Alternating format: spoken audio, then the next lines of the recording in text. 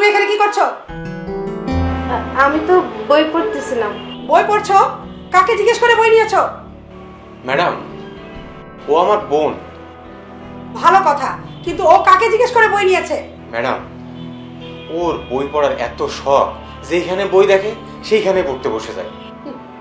বই পড়ে ও কি কাজ করবে? ওর তো ওই একই কাজ করতে হবে যেটা তুই এখন করছিস। হ্যাঁ মেয়ে, নেক্সট টাইম আমার ঘরের কোনো কিছু তুমি ধরবে না। যাও এখান থেকে, যাও বলছি।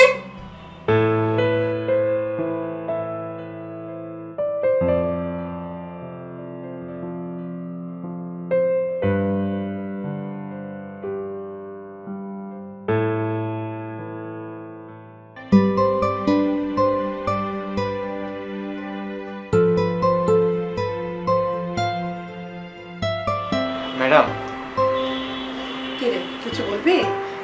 এক কাপ চা দিই ম্যাডাম। না রে, এখন চা খাবো না। ম্যাডাম খান না, এক কাপ চা খান ম্যাডাম। কি ব্যাপার, তোকে আজ এত খুশি খুশি লাগছে কেন? ম্যাডাম, আমার বোন কলেজে ফার্স্ট হয়েছে। ও আচ্ছা।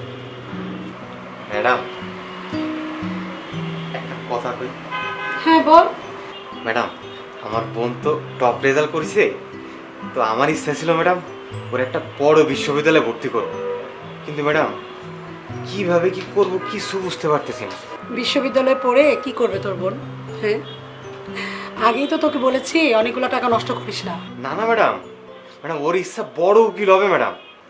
উকিল হবে? কে, তোর বোন? এই যে মেয়ে শোনো, এইসব উকিল টুকিলের স্বপ্ন দেখা বাদ দাও।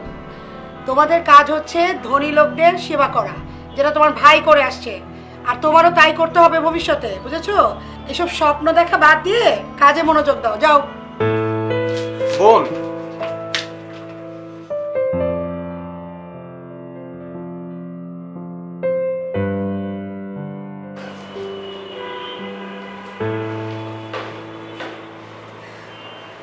বোন,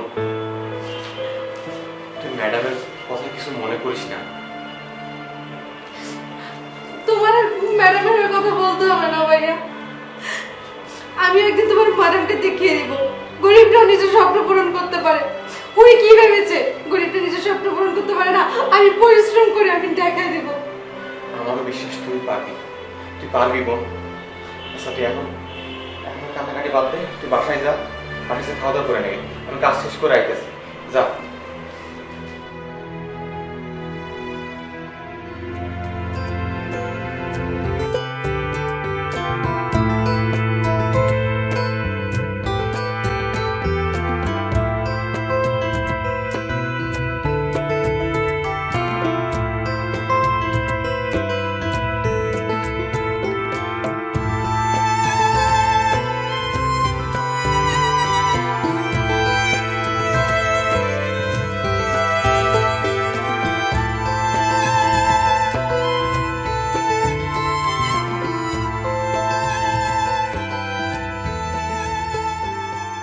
ম্যাডাম, আল্লাহ ভরসা, এত চিন্তা করবেন না তো, সব ঠিক হয়ে যাবে ম্যাডাম। কে আপনি? আমি ব্যাংক থেকে এসেছি। আজকে আপনাদেরকে বাসাটা ছেড়ে দিতে হবে। মানে কি? আপনার স্বামী আমাদের ব্যাংক থেকে 1 কোটি টাকা লোন নিয়েছিল, সেটার ইন্টারেস্ট তো দেয়নি, বরং একটার পর একটা সময় দিয়েছে, তারপর তো মরেই গেল। আমার যতদূর মনে হয় এমন কোনো লোন তো আমি নেইনি। দেখেন, আমাদেরকে অনেক ঘুরিয়েছেন, আর না ভালো বলে বাসা থেকে বের হয়ে গেলে ভালো, না ঘাট ধাক্কা দিয়ে বের করে দেবে। এই থামেন, ম্যাডাম যখন কইতেছেন নেয় নাই তাহলে নেয় নাই, আপনি এভাবে জোর করতে পারেন না। বুঝছি, এভাবে হবে না, আমাকে অন্য ব্যবস্থা নিতে হবে। দাঁড়ান, আপনার সাহস কিভাবে হলো আপনি আমার ভাইয়ের সাথে এভাবে কথা বলেন? আর আপনি কিসের ব্যবস্থা নেবেন? বোন দেখ তো, ওনারা এসে বাসা দখল করতে, কি সব ব্যাংকের কথা বলেন। কোন ব্যাংক থেকে এসেছেন আপনি? আপনার কাছে কোনো লিগ্যাল কাগজ আছে? যদি লিগ্যাল কাগজ না থাকে চুপচাপ এখান থেকে চলে যান, না হলে কিন্তু আমি আপনাকে বাসা দখলে দেয় মামলা দিব।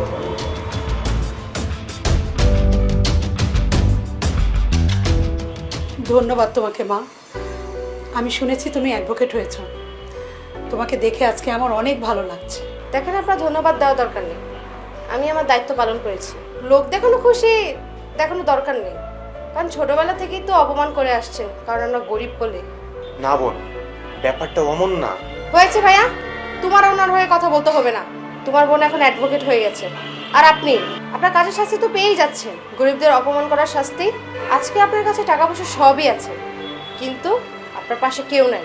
ওরে চুপ কর চুপ কর, তুই না জেনে শুনে এরকম বলিস না। তুই যে আজকে এত বড় অ্যাডভোকেট হইছিস, এত বড় হইছিস, তার পিছনে একমাত্র অবদান এই ম্যাডামের। ইনি না থাকলে তুই এত বড় হতে পারতি না। মানে? হ্যাঁ শোন, রহিম, রহিম, খালাম্মা ডাকিছে। হ্যাঁ দেখ রহিম, আমি জানি আমার কথাতে সাথী অনেক কষ্ট পেয়েছে, কিন্তু এতে ওর মোটিভেট হবে, ওর জেদ বাড়বে, তাতে করে ভবিষ্যতে ও কিছু একটা করতে পারবে। আর তাই আমি ঠিক করেছি ওর পড়াশোনার যাবতীয় যা খরচ লাগে আমি দেব। আর যদি এরপরও আরও কিছু লাগে, সাহায্যের প্রয়োজন হয়, তাহলে তুই আমাকে বলবি।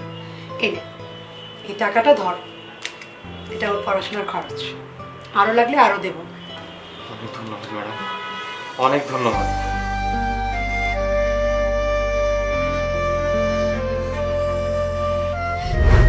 ম্যাডাম, আমাকে মাফ করে দিন প্লিজ। আমি সবসময় আপনাকে ভুল বুঝেছি, নিজের শত্রু ভেবে এসেছি। আমাকে ক্ষমা করে দেন। না না, তোমার রাগ করা ঠিক আছে। আজ তুমি অ্যাডভোকেট হয়েছো, এতে আমি গর্ববোধ করছি।